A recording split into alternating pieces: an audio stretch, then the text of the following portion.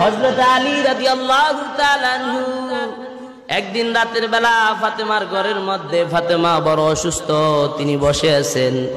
ফাতেমা আলীকে ডাক দিয়া কেঁদে কেঁদে বলে, ও প্রাণের স্বামী আলী, আমার তো এই দুনিয়ার জমিন থেকে বিদায় নেওয়ার সময় চলে এসেছে।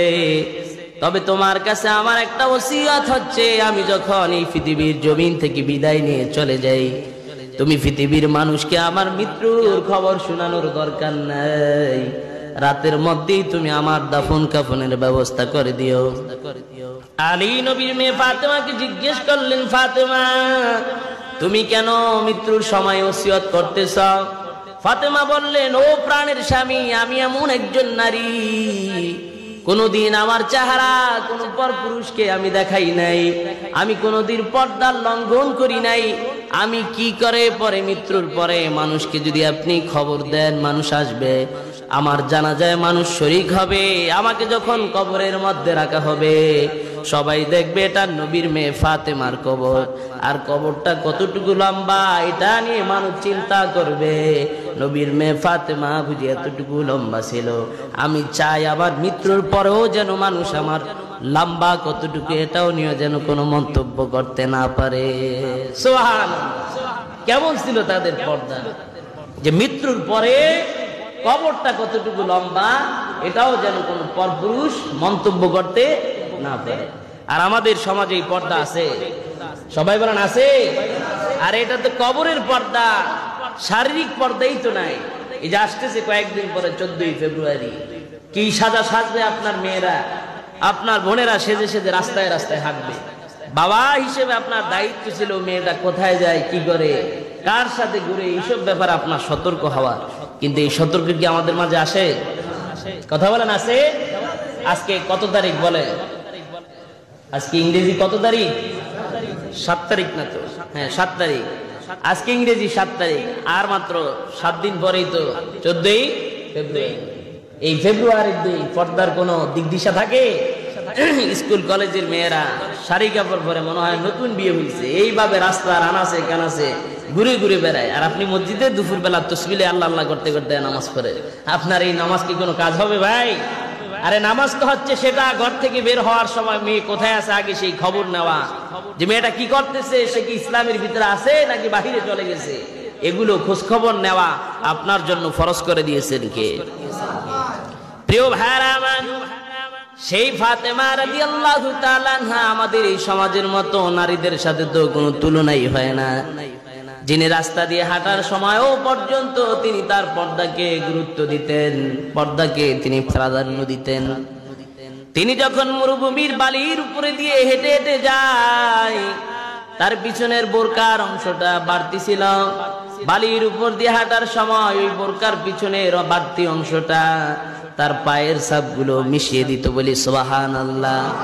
ফাতেমাকে কোন একজন মহিলা জিজ্ঞেস করলো, ফাতেমা, বোরকার পিছনের অংশটা যদি এতটুকু বাড়তি থাকে তাহলে তো এটার মধ্যে ময়লা লেগে যাবে। ফাতেমা বললেন, আমার ময়লা বোরকায় লাগুক এটা আমার বেশি নয়, আমি যে মাটির মধ্যে দিয়ে হেঁটে যাই, আমি চাই না পিছন দিক থেকে কোন পরপুরুষ এসে এইটুকু চিন্তা করুক। নবীর মেয়ে ফাতেমা একটু আগে হেঁটে গিয়েছিল, তার পায়ের পাতাটা এতটুকু লম্বা ছিল, আমার পাটা নিয়েও যেন কোন পরপুরুষ মন্তব্য করতে না পারে। যার কারণে বাড়তি অংশটা এই জন্য রাখলাম, আমি যখন সামনের দিকে হেঁটে যাই পিছনের বাড়তি অংশটা আমার পায়ের ছাপগুলো মুছে দেয়। সুবহানাল্লাহ। এটার নাম হচ্ছে পর্দা। সবাই বলেন এটার নাম কি? পর্দা।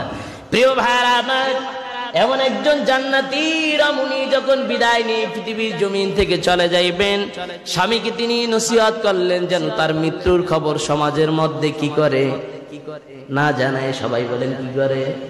আপনারা কি বুঝতেছেন না কথা? তিনি তার স্বামীকে এটা নসিহত করলেন, আমার মৃত্যুর খবর বেশি মানুষকে জানানোর দরকার নেই। আপনার একনিষ্ঠ আত্মীয় স্বজন যারা আছে তাদেরকে খবর দিয়ে রাতের মধ্যেই আপনি আমার জানাজার ব্যবস্থা করে দিবেন। দিনের বেলায় যদি আমার জানাজা দেন, মানুষ এসে আমার জানাজায় শরীক হয়ে আমার লম্বা কতটুকু এটা নিয়ে মানুষ মন্তব্য করবে। আমি নবীর মেয়ে চাই না কেউ আমার শরীরের অংশটা নিয়ে লম্বা কতটুকু নিয়ে তাকে মন্তব্য করে। আলী রাদিয়াল্লাহু তাআলা চিন্তায় পড়ে গেলেন, ফাতেমাও কিছুক্ষণ পরে ইন্তেকাল করলেন। এই রাতের বেলা তিনি কাকে পায়?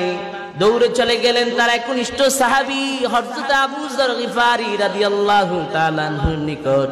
আবু যর গিফারের নিকট গিয়া বলে, আবু যর গিফারি, আমার স্ত্রী ফাতেমা, নবীর মেয়ে ফাতেমা দুনিয়ার জমিন থেকে বিদায় নিয়ে চলে গেছে। ও ভাই, আমার স্ত্রী ওসিয়ত করেছে যেন তার মৃত্যুর খবর আমি বেশি মানুষকে না জানাই এবং দিনের বেলার জন্য যেন অপেক্ষা না করি। আমি রাতের বেলা ফাতেমাকে কিভাবে কবর দিব? তুমি কি পারবে নাকি ফাতেমার কবরটা খনন করে দিতে? বলি সুবহানাল্লাহ। আবু যর গিফারি নবীর মেয়ে ফাতেমার জন্য কবর খনন করবেন, এই সংবাদ শোনার সাথে সাথে বলেন তো বসে থাকতে পারে? সবাই বলেন বসে থাকতে পারে নাকি? তিনি সাধারণ কোন নারী ছিল না, যিনি ছিল নবীজির মেয়ে ফাতেমা।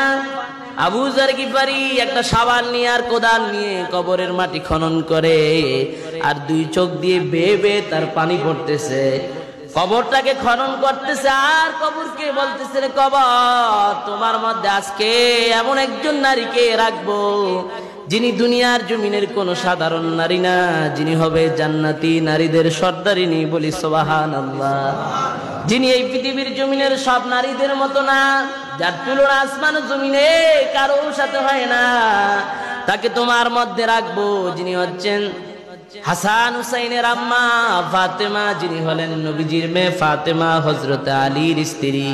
কবর থেকে আবু যর গিফারিকে জবাব দিয়া বলে, রে আবু যর, কবর এমন একটা জায়গা, এই কবর নবীর মেয়ে ফাতেমাকে তার চিনে না, আলী রাদিয়াল্লাহু তাআলা আনহুর স্ত্রীকে তার চিনে না, কে জান্নাতি নারী হবে সেটাও কবর চিনে না, কে নবীর মেয়ে ফাতেমা সেটাও কবর চিনে না।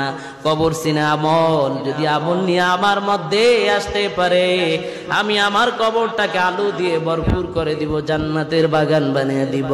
আর আমল যদি খারাপ হয়ে যায়, আমি কবরের এক পাশের মাটি এমন জোরে চাপ দিব, আরেক পাশে হাড় গুড়গুলো ভেঙ্গে চূর্ণ বিচূর্ণ হয়ে যাবে। বলি আল্লাহু আকবার।